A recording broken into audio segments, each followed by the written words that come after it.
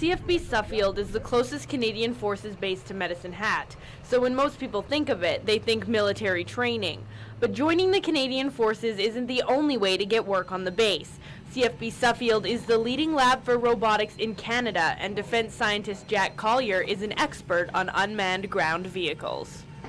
I do research in the field of perception for robotics, so in a given day I might be involved in reading some research papers, coming up to speed on what others are doing, and then developing my own algorithms and for autonomous behavior. So I'd be doing a lot of coding, testing code on the actual robot and that kind of stuff. There's tremendous variety. It is a little bit of office work, but it's very hands-on.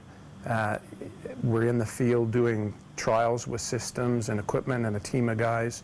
Quite often we do that here. That's part of what we use the range for here.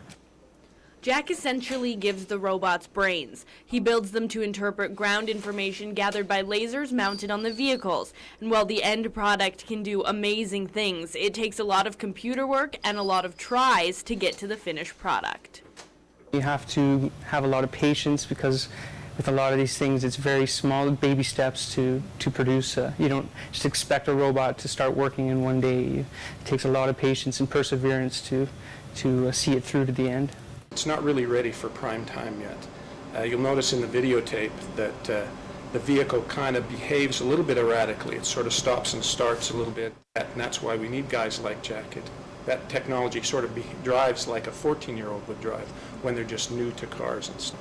Guys like Jack will solve that problem for us so that in a few years we'll be able to use them where we need to use them.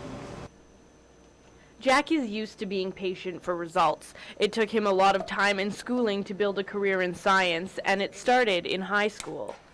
In terms of high school, I guess basically all your maths and your physics and calculus, that kind of stuff.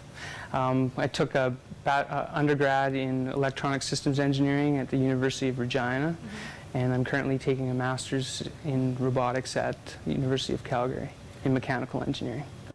But all that work should prove to be worth it in an economy that's going to use his work more and more.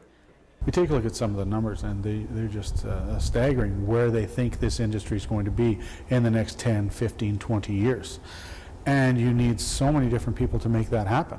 I mean, everything from the people that are just doing the design to the people doing the electrical systems, the people who are developing the software.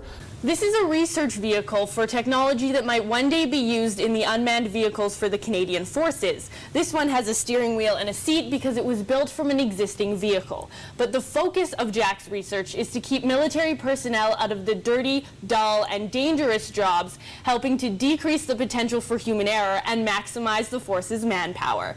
Riley Carlson, Career Watch.